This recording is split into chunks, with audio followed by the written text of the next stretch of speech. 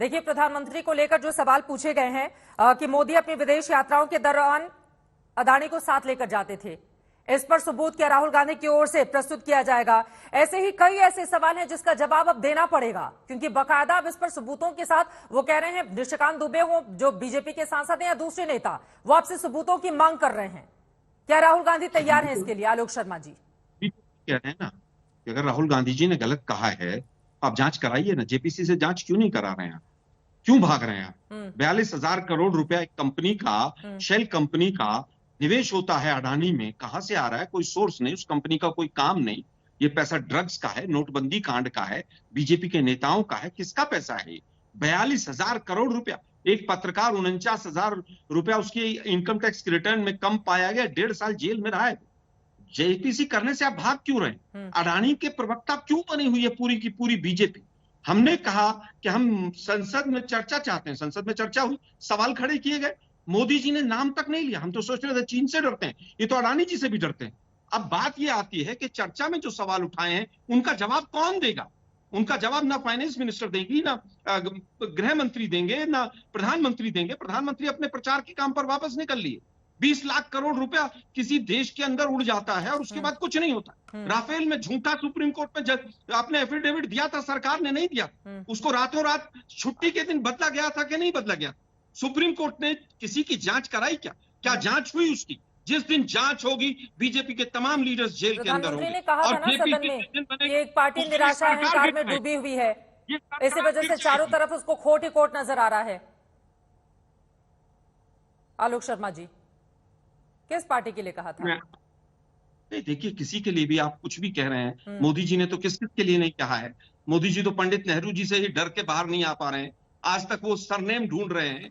मतलब वो एक देश के प्रधानमंत्री को शोभा देता है। ठीक है, ठीक है। आशुतोष वर्मा जी, धीरेन्द्र कुमार मुन्ना जी भी हमारे साथ है, लेकिन उसके पहले नलिन कोहली जी आप जवाब दे दीजिए। ठीक है सर, जवाब देना चाहिए। ठीक है, ठीक है। नलिन कोहली जी, बार बार सवाल आकर वहीं पर अटक जाता है। सवाल यह है कि अगर सरकार हिंडनबर्ग की रिपोर्ट पर जांच को तैयार है, इसका कोई साफ जवाब आपकी ओर से दिया नहीं गया है। नलिन कोहली जी, अगर समूची विपक्षी पार्टियां लगातार इस बात की मांग कर रही हैं और उससे कम पर वो मानने को तैयार नहीं है, तो फिर हिंडनबर्ग रिपोर्ट पर जांच करा रहे हैं, जेपीसी जांच की वो मांग करें, वो कह रहे राहुल गांधी दे देंगे सबूत।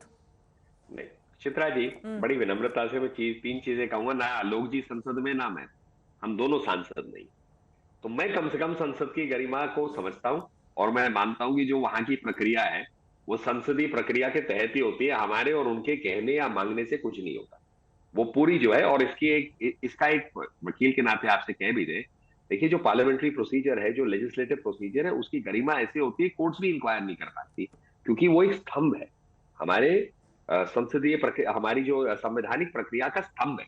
तो सेपरेशन ऑफ पावर्स में आप इंटरफेयर नहीं करते। तो इसीलिए चर्चा हो सकती है। मैंने अपनी बात की कि सरकारी जो वहां संसदीय प्रक्रिया है वो तय करे। आपने डिमांड किया, दूसरा पक्ष नहीं मानना, तो इसमें आप थोड़ी ना जबरदस्ती कर सकते हैं। वो चाहे तो कर सकते हैं। दूसरी बात, जब अडानी जब अडानी जब जाते हैं वहां पे राजस्थान में, वहां निवेश की बात करते हैं, तो क्या मोदी जी के कहने पे निवेश कर रहे हैं क्या?